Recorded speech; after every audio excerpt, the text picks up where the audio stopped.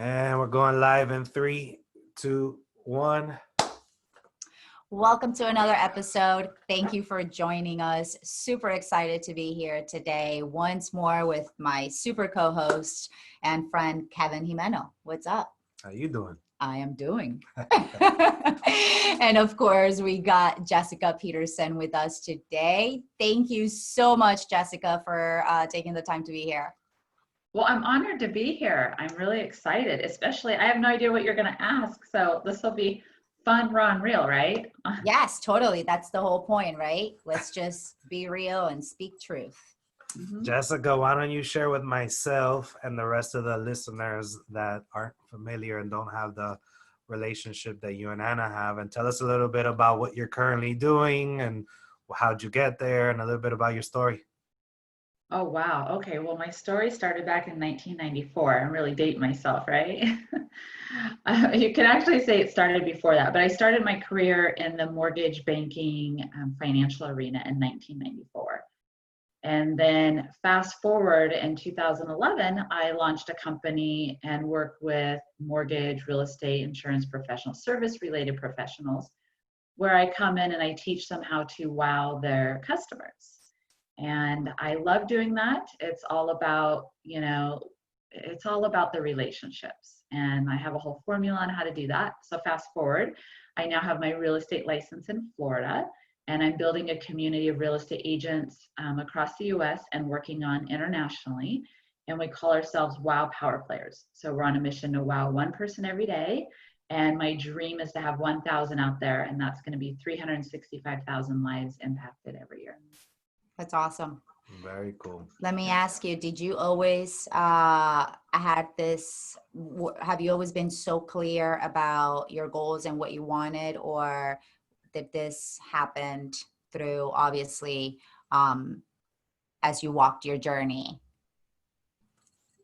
It's as I walked my journey. So back in 1994, I love numbers, I still do, and I thought my whole path was going to be the mortgage banking financial. And then it's continuously evolved.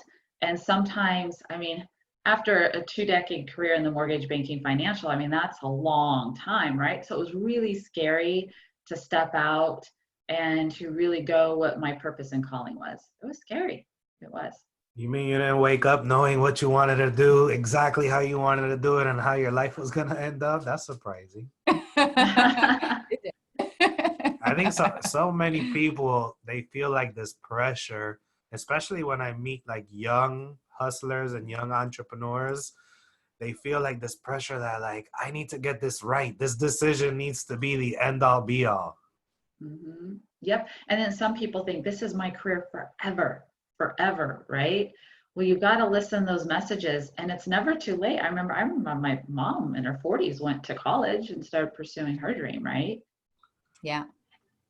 That's crazy. Now, let me ask you a question. In switching career paths like you have, was your confidence ever jaded? Was there some insecure moments there?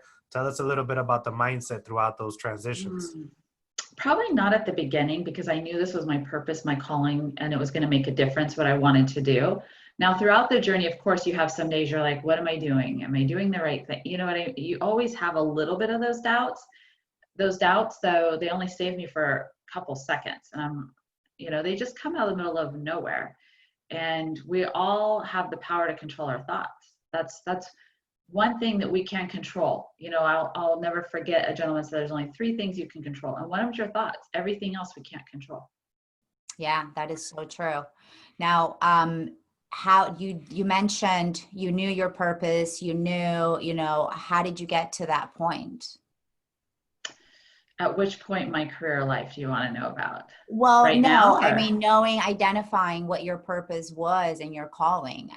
So many people, right? Like we talk about, like, I just don't know what my purpose is, or my why. And so I can say that it took me a while. In my case, it was just really looking within, right? And so identifying that, but it takes work. Like what took you to get there? So I've discovered, I actually wrote about my book, Create a Wow Life, that think about when you had your best day. That's an indication of your purpose and calling. And all of us really should be looking at our childhood. What did we love to do as a child? I'm noticing a correlation with people's purposes and dreams. I thought this was totally normal. I know you've heard this, Anna Maria, where I spoke about all my dolls were independent women. I don't know why, looking back. They all were volunteers, had careers, mapped out how much money they made, when they worked, when they got raises. I thought that was normal, right?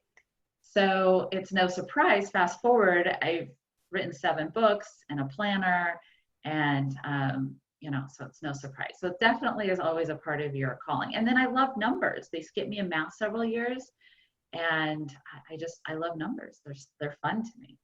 Yeah, that is so true, how our childhood can also help us define like our why or our purpose. I can remember with my girlfriends, we would literally record ourselves dancing and talking, and it's no coincidence that today, like, I love camera.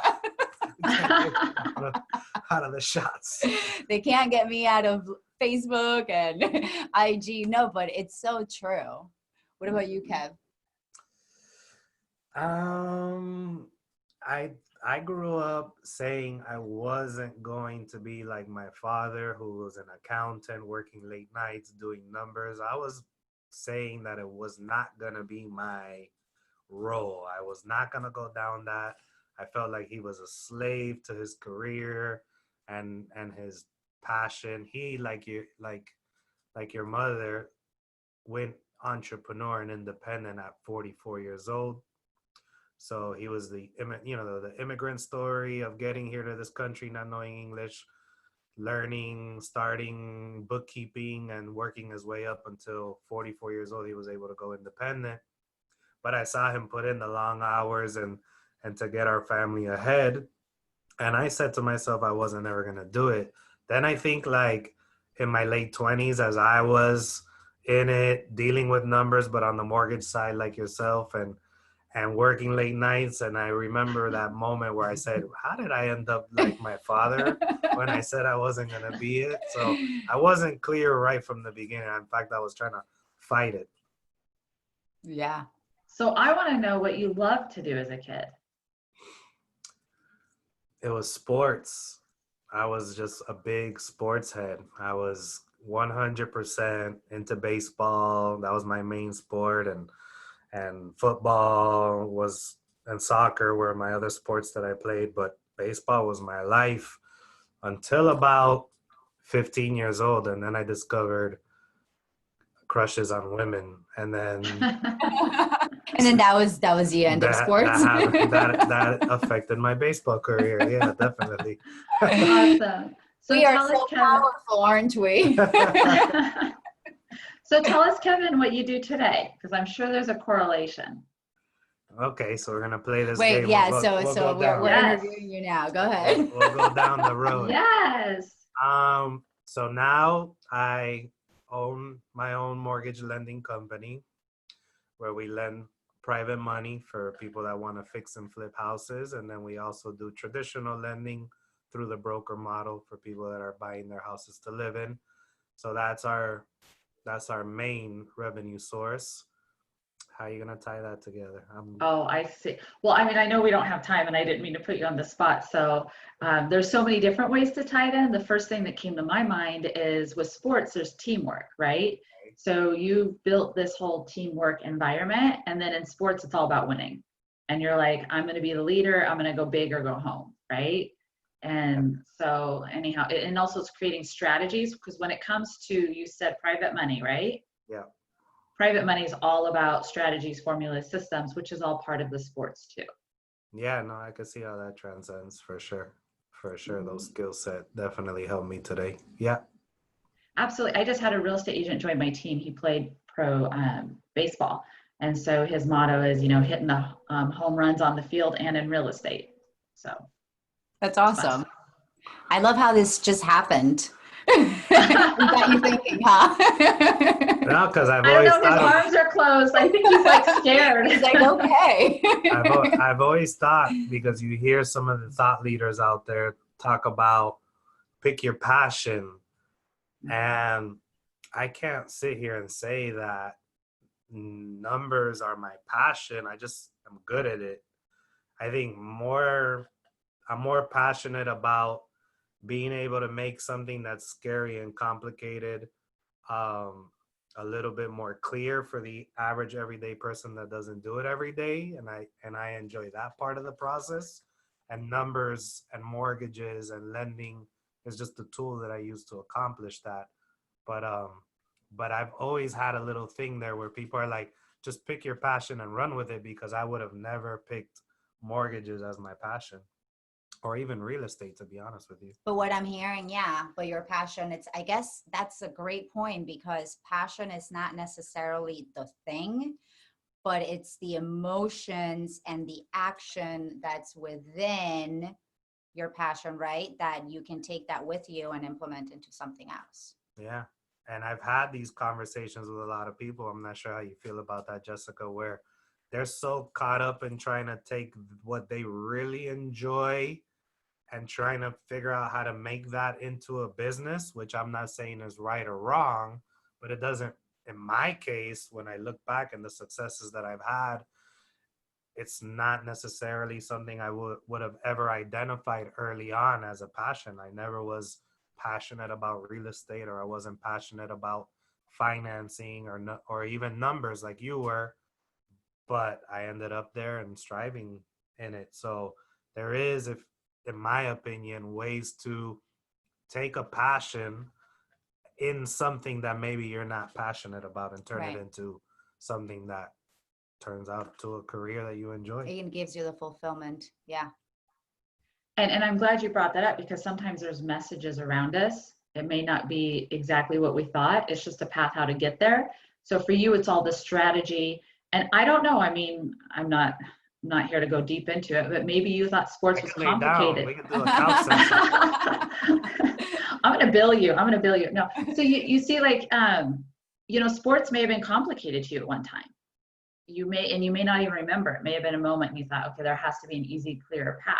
So then the mortgage you just happen to fall into, this is complicated. Let's make it easy. Let's make it simple. So there's always a correlation, just like Karen Dice, who runs Mortgage Girlfriends. She said as a kid, she loved to collect the butterflies and everything. So well, how does that lead to her running this, Mortgage Girlfriends?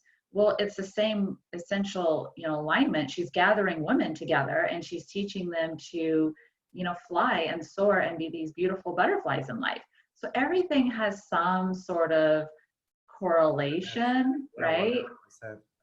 I agree. This is why I love talking to you all the time. Because it goes down crazy fast. You mentioned you wrote 7 books and a planner. Yes. Tell me a little bit about that. The journey on that. Well, it all started with social media and then people's purpose. My latest ones is Create a Wow Life, which I'm super excited about. And then I wrote with Christine Beckwith-Stiles a safety book for businesswomen, which my goal and mission was to save 1 life. And we saved 3 this past year. So that's awesome. I'm just so happy and so grateful to contribute in a small way out there. And Create a Wow Life, I'm really excited. People keep writing in and saying, this changed my life. I've read your book 2 or 3 times. It's really about finding that inspiration. And it's also about productivity, because I talk about in there, you guys want a little sneak peek? I know Anna Marie has read it. Actually, Anna Marie, you tell us what some of your favorite parts, and I think Kevin would like something I'm going to share. No, but don't put me on the spot, because I haven't finished the book. Okay. Remember I told you I was stuck on my vision board, which I actually did finish, but now I've been reading Pitch Anything. So I need to go back and really start from the beginning. And that's my fault. So yeah. Yes. Not a good idea. Tell us. I said, stop my book and you got to go to this book at that point in time in your life. So Create a Wow Life. After my husband was in ICU, I wrote Create the Perfect Day, and Create a Wow Life is the updated version. And I realized at that moment that life is so precious. Why are we all screwing around? Why are we wasting time? One of my friends, he's amazing. He said 30 seconds a day over a year is over 3 hours. So if you can just save 30 seconds a day, you're gifting yourself 3 hours. So then I had that aha moment. It's not anything, that hard mathematically. If you just take an hour a day times 365 days out of the year, what do we get? 365, right? Divided by the traditional 40-hour work week, you get 9 weeks. So if we can all save 1 hour in our day, then we're gifting ourselves 9 weeks of time off. And the book also dives in the balance, because I say that so many people, especially real estate, mortgage, service professionals, they feel like a hamster on the wheel, coffee in hand, hair on fire, chasing the next deal, and then they have a squirrel moment, right? So Kevin's laughing. I've been there before, and I want to stop that. I want to, see this whole movement of people that actually have that balance. And it's like a car. If you get a flat tire, you don't go very far. So each tire in our car represents a part of our life. And if you're low in one, we're not going to excel. Yeah. What's your opinion on people that are great closers? They are performing with their hair on fire, but they do suffer from overwhelming but they're making money. They're, in some aspects they're excelling. I don't know them that deep enough to give my opinions on their personal life, but I know I work with a lot of producers and performers that are on that running around hair on fire, but they're making money. And their personal life maybe, or other areas could be. Oh, there's so many different, this could be a whole long conversation. So it could be a combination of things. I've met some people who hustle and work that hard because they're really running away from a feeling, an emotion, or a part in their life. And I'll never forget a friend of mine, his buddy came to him, he had a lot of money. And he said, I'm not wealthy, you are. He's like, I don't have love, so if you don't have the love and the health and other different areas, what good does all that money do or bring to you? And some people, unfortunately, somewhere in their life, they got hooked or addicted, or their brain got wired to live on that addiction of running around like crazy. So to rewire that and to stop that can be challenging. Yeah, absolutely. Now, Jess, just sort of going back to what you were saying earlier, if you don't mind, you mentioned a challenge, which I'd love to hear how you overcame that. And it was your husband being in the ICU.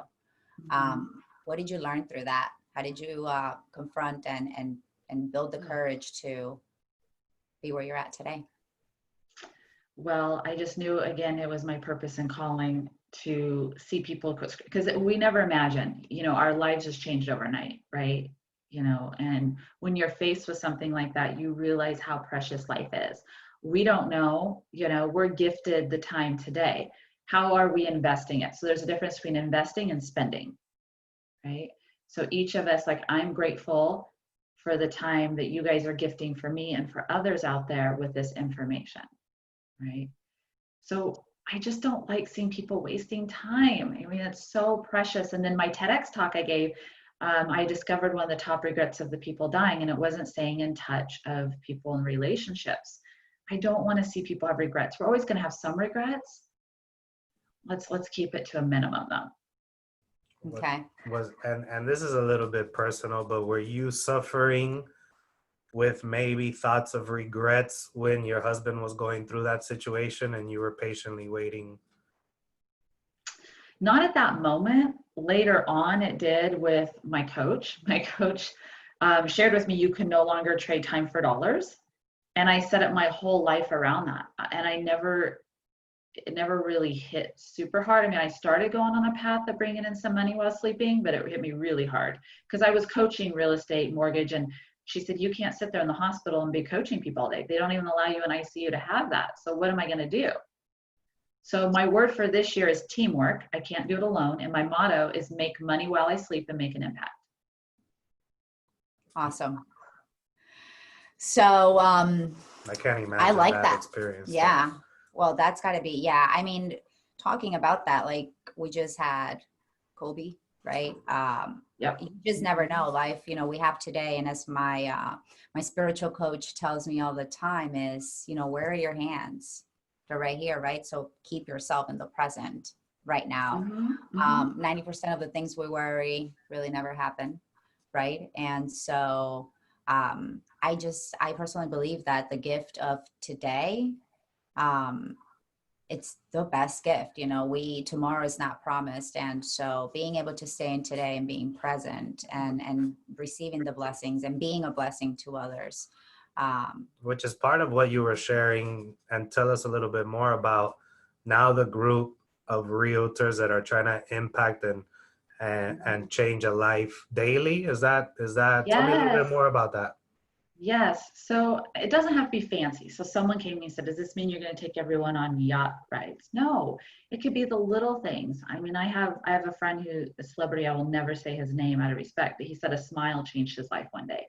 It could just be the little things. I've written cards to people, and grown men have even started crying. My husband's like, what are you doing? And so it could just be the little things. You never know. I had a woman the other day wrote me a card, and I think you guys will really like this for Confident Closers. A woman wrote me a card years later, and she said, you said something that changed my life, and I want to say thank you for it. And it was years ago, and I looked at her and I asked her the question, why not you? So I just spoke a week and a half ago, and this woman said it changed her life. All night and that morning, she kept saying, why not me? Why not me? Her business source, because I got 3 deals in, I have confidence now, right? So my question to everyone listening is, why not you? Why not? And you definitely have that power, I gotta say. Kevin doesn't know, but it is through my relationship with Jessica, right? That the first time we met, actually we met at 2020 Vision in Tampa for the conference. And it was with her that we came up with Confident Closers. And it was like, hey, yeah. We got a founder in the house. Yeah, so you definitely have that gift of just seeing the gift in each person and just bringing out and just creating an impactful brand. Like that really, once you said that, I was like, OMG. And I had been working, I started with In Touch Chic and trying to figure out, work with women, be able to encourage and the evolution. Yeah, it was like the whole, but it never really hit me that, confidence is something that I've chosen to tap into, even when I have been the most fearful and insecure perhaps. And it's something that without me even consciously being aware, I portray that, but people don't know, right? Like the challenges. And so, yeah, this is just perfect. Now I'm curious, Jessica. Oh, I'm sorry. Go ahead. No, I want to hear what you're going to say. There's people probably listening to this episode right now that are curious that you're building a team of real estate agents so that through teamwork, money's being made while you sleep, which is what you just shared. Is that? Yes. Okay. Yes. Is that accurate? Now, tied to that, because so many people might have a business plan and a model and an idea, and they're so focused in that, you've added a layer to that business, which really doesn't jump. You're not saying, well, how does making sure you're impacting someone daily go hand in hand with the business side of things? So if you can bring all that together, because so many people are trapped in the, let me follow the 1, 2, 3 of the business plan and not thinking kind of how you're approaching it. I love business planning. And I challenge every person out there to think, well, what if you wake up and you no longer want to work? What if you get in a car accident? What if someone you love gets hurt? Have you set up money to keep coming in to support you? I just spoke with a gentleman, super successful, and he had the high life, and then he got hurt in an accident, and he said, went to flat broke overnight. Yeah, 100%. And then adding the layer of impacting someone's life every day, and you're now training your team to feel the same way. How did that even go hand in hand when it comes to business? Like how is that going to translate to money for someone that might be listening? So there's a couple different ways. So I have actually several different sources of income. I'm a planner. I love planning. So I set up several different sources. And if anybody ever wants to know more, I'm happy to share more. So as far as the real estate side, I am part of a company called eXp Realty. And I love the model. They took away the franchise owner who makes a lot of the money. and we all, come together and share in revenue. I absolutely love that model. So there are months if I don't want to work, I still get revenue in from the real estate, which is really exciting. When I was in high school, I was homecoming princess and I resigned because I said we're all equal human beings. And so they didn't know what to do. I'm like, well, I don't know, pick runner up or whatever. I'm not really quite sure, but I don't know. I didn't even ask to be on the list, right? And so with that being said, I love that equal movement. We all come together. The other part of it that's just launching this year is the Wow Power Players in local communities. So I've, got different people in different industries. We all come together, we meet once a month, and we all share connections, referrals, uplift one another, and we all take a pledge to wow one person every single day in our communities. I say keep it simple. That's why I own the company Simply Wow Agency. Keep it simple. Wow people, your business, and you. It's a simple formula. I used to have like over 90 trainings. I got it pared way down, right? Just to keep it simple, because sometimes we can easily complicate things, right? Yeah. I've been there. Yeah, no, and I love that you're sharing, you just shared, so the teamwork, right? And I think that having the right players and having the right team around you really helps you identify or, or tap into not just the business side, right? But how you want to, because again, we're entrepreneurs and I keep going back to this, right? You have the freedom to create your life around your career as well. And so, having this sort of groups or the leaders. Vision. It's what I'm getting from it is that vision, that motto, that battle cry is building the team that is actually then generating the ultimate goal from what the business plan is built for. Absolutely. So we got the income sharing in real estate. We also got the income in the community getting together for the Wow Power Players. So it's setting up those different avenues. And you said something, Andrea, that really hit me hard. I feel inclined to anyone listening. When you speak to everyone, you speak to no one. Mm-hmm. So for me, I'm not saying every real estate professional, every professional out there is a Wow Power Player. I have my values. So I challenge every single person listening. Do you have your list of values? And only collaborate and have teamwork with people who share the same vision and have the same values. Yeah. Yeah. I think that's key to really enjoying what you're doing and focusing more on the person in front of you that you're serving. Yep. And on your personal goals and the dollars, right? What happens when you meet with someone that is not in line, but it's an opportunity for financial gain, but they may not be a good client or a good team member? How do you approach that? And then how do you build the confidence to be able to execute on whatever you feel is the right thing to do in that moment? That's a great question. And I have encountered that. I just had it happen twice. So I looked at one woman and I said, hey, look, I'm not the right fit for you, but I know who is. So a lot of people call me the connector out there. I love connecting people. So I connected her with the right one. I had just someone else come to me and I said, I don't know if we're the right fit. We need to look into this further. What are your needs and, wants and everything else? So, you don't shy away from denying somebody? No. Nope, not at all. And I'm assuming that has a lot to do with having clarity, right, on your goals and your values and the type of lifestyle that you want to create around you in every single area. Mm-hmm. Yep. And time's so short, right? Right. So we have just a limited amount of time. How are you investing it? You don't want to invest it and have them also invest it with you the wrong way. It'd be like a bad investment out there and you lose money.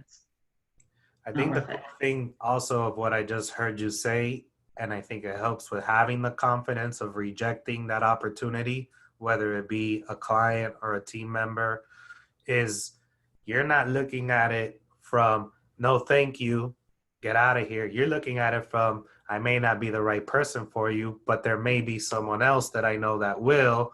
So even in rejection and in denying that doesn't work for you, you're connecting them with someone that might be a better fit for them. So naturally, it's not hard to be in that position if no matter what you're looking to serve. It's like they say in sales, and I hear all the time, right? If you don't have the solution, if you can't do it, it's not just you saying no, but who can I put you in contact with, sort of thing, right? It's about the well-being of the client or the person in front of us and actually caring, not focus. And I think that goes down to not focusing on your pocket all the time. Because a lot of people, and I think that this is a challenge because of the fear, right? Sometimes, and I know I have in the past where you actually accept a relationship or a business transaction, or, because of the monetary gain or whatever gain is there, but you're not okay with yourself because you're budging. You sold out. Yeah. Into you're sold yourself out, sort of thing. Yep. And I'm glad you brought that up. Just recently, I referred out over 14 real estate deals, and I'll match them up with the right agents. It doesn't mean I'm always the right fit. Yeah, I can serve you. Is it going to be the best? Am I going to be the best for you? No, because I don't have the time needed to dedicate for you. And people are just shocked, right? Yeah. That's awesome. 100%. Jessica, I'm so glad I got to connect with you today. You as well. So what else would you guys like to know? I don't know how much time. I don't have my timer in front of me. I wanted to give you guys time. I mean, if you can talk a little bit about some of the challenges that we see as women professionals, right? Whether it's in our industry or any industry for that matter, who have to close, whether it's on a deal, on a transaction, on a meeting, on an opportunity, but who fear and are, fear of their worth or the outcome. What would you advise as far as just tapping into their confidence, and what are some of the tips maybe that you can give to be able to have that awareness to set aside the negative emotions and take that leap of faith? I think it really comes down to, why do you have the fear? And really addressing that and then coming up with a solution. So there's so many different things. For example, some people have a fear, believe it or not, I just learned, of communicating. We don't know what to say or how to communicate with somebody. Have you ever met someone you think you hit it off, and then next thing you know, they hired someone else? You're like, what happened? I'm so excited. I think I connected you with a gentleman, Let's Go Hero. Let'sGoHero.com. Yeah, it's a 60-second test that you can take and figure out how to communicate with each other, right? Yeah. So that's just one way to go ahead and fix that. Another one, I actually had a fear of speaking. I kept getting all these speaking engagements. I wasn't even asking for it, and I feel blessed, and I had a fear, right? So I had a fear of it. I actually went to therapy once for it. I'm like, please help me. And I never go to therapy. I'm like, I really need help. And it did help me. And what actually really helped me was when one of my business partners said, Jessica, quit being selfish. And I said, what do you mean? He said, by you thinking, what if I say the wrong thing? Or what if I do the wrong thing? All you're thinking about is you. Yeah.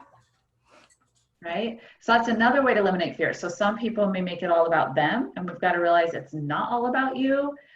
In my planner and in one of my books, I wrote, by you not doing this, what good is not going to be created? Yeah. Right? And I love that. I love that you're talking about that, that specific, and I just lost my train of thought. I got a question. Go ahead. It sounds to me, correct me if I'm wrong, but you've achieved early on a lot of different things. You were homecoming queen, you've written books, you had successful careers in the mortgage industry, now you're coaching, now you went into the real estate agent side and building this team. Have you ever, someone who's achieved a lot in different aspects, have you ever felt, to piggyback off your earlier question, a challenge being a woman in any of these different situations? Do you think it's different for you, or has your mindset never really looked at it that way? I've never really looked at it that way. The only time I've observed it a little bit is if you'll see a company or a firm advertising, and you see a whole bunch of just one sex, I'm sitting there thinking, why don't we have diversification, right? So for example, I saw a big law firm, all these men, which is fine. I'm thinking there's not one female, like not one. It's not, but Is I've it never. motivating for you when you see certain groups that are all male focused? Do you kind of get that Mamba mentality now that everybody's talking about Kobe? Like, I'm gonna break in there. I'm gonna be the woman that can make a difference there. No, I've never really looked at it. I mean, I look at it as we're all pretty equal. I love diversity, and we can all learn from each other. I'm always learning. Yeah. I love to learn.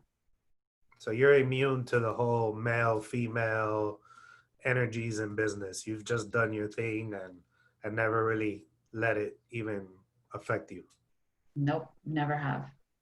But I was also a tomboy growing up too, So I mean, A it helped tomboy me. playing with dolls. I would go play with my dolls, and I go outside and play with all the boys and be rough. I think there was one moment in my life I'm like, wait a second, I was in a mini skirt and I jumped the fence and it ripped off. I think that was the only time I really noticed, like, wait a second, they're not wearing skirts. That is funny. Okay, I remember what I was going to say. So you were talking about, your coach told you, or the specific person, on stop being selfish, because, right, we're so focused on ourselves. And for me, honestly, one of the things that has helped me really overcome my fears and insecurities and allowed me to tap into my confidence and to love myself for who I am and so forth. It's been that, right? Like, it's not about me. Like, I'm, God has got me, like that, my faith. And so I know that. And once I got out of myself and stopped focusing on how I'm going to look, what am I going to say, because I'm so fearful of being judged or not saying the right thing or not delivering the right message, but rather started focusing on the people. Confidence was something that, I automatically tapped into. And then today, honestly, I mean, I just don't care. I know that I'm not everybody's favorite cookie, and I'm not meant to. None of us are, right? There's enough for everybody. And so it all boils down to awareness. Yes, awareness will set you free. Yes, and I met a woman who was so paranoid what everybody thought of her, and her life was all around that. And it was such a sad thing to watch, because again, when you speak to everyone, you speak to no one. Yeah, I love that. Got anything else? No. All right, so can I add one thing for Kevin? I think Kevin might find this really fascinating. One thing. So just so you know, I didn't have the best upbringing. I remember in high school, I share this when I speak. They came to my sister and I, and I don't know if my sister remembers this, but they came and said, we have a special program. We had to pick 5 kids who have the worst lives, and you are 2 of the 5. Oh, wow. And I remember thinking, well, first of all, I knew I didn't have the best life. So now you're confirming and telling me I have one of the worst. Well, that kind of sucks, right? You don't really know. So have I always had it easy? No. And why do you think, or at any point, did that moment ever affect your confidence later on down the road? Did you have to overcome that impact? That didn't really affect my confidence. What I do remember is sitting with a therapist at school, and we had to always talk about our issues. And I remember thinking, why can't we talk about what good we can do? Why are we talking about all the negative? Why are we not talking about the good we can do in the future? That had a really impactful moment in my life. Yeah. That's awesome that you share that. No, you don't. And so many people tragically take a moment like that and create that victim mentality where it's, well, I've had such a hard past, and I've never gotten a fair shot, and it kind of limits them from going out there, making moves, seeing opportunity, closing deals, closing on opportunities. And it seems like you've been immune to a lot of things. You've not let being a woman stop you. You've not let your past stop you. You've never at all let a lot of these things hold you down. We all have a choice. Right. And I love that. I'm so happy that we're finally doing this podcast and bringing, you know, women like yourself, women with different walks, because I was a victim of life, you know, till I turned 25, I believe, or 26. But until then, and that's why I think I'm so compassionate, because I can definitely relate to a lot of people in pain, because I've been there and I've been through so many different things. And it's amazing to see how, you know, each person's, I guess, foundation or way they've been brought up, or their qualities, right, that they're born with, or advantages in some way, I guess, how different, right, you approached your challenges versus me, right, being a victim at that time in life, right? So I think this is so powerful. Like she said, she looked at it as a choice. Yeah. And you made a choice for a while, and she made a choice.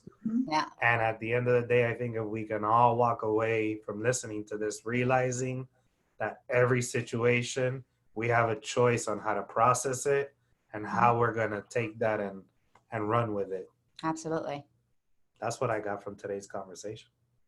Awesome. Well, thank you for having me. You guys rock. Thank you. And now, before we let you go, how would you define confidence? Ooh, confidence, where it gives you the courage to achieve what you really desire and want. And how do you find confidence? You've got to go deep within and find out why you don't, and then come up with a solution. It's kind of like going on a scavenger hunt, right? Going on that journey and discovering it, and you'll find it. You'll find the gem. Yeah. Awesome. Yeah. You just got to eliminate the distractions to be able to go on that scavenger hunt. Yeah. Internal, by the way, an internal scavenger hunt. Yes. Yeah. All right. Well, Jessica, how can people find you if they want to connect with you, if they want to learn more about what you're doing, if they want to get their hands on the books? Great question. So if you go to Amazon, you can see a list of my books right there under Jessica Peterson. Although there's a famous romance author named Jessica Peterson, that's not me. So full disclaimer. I say no romance writing. No, I have no gift in writing that. So you can go ahead and find me there, simplywowagency.com, or you can always find me on your favorite social media, LinkedIn, Instagram, Facebook. People always find me as Jessica Peterson Wow on Facebook.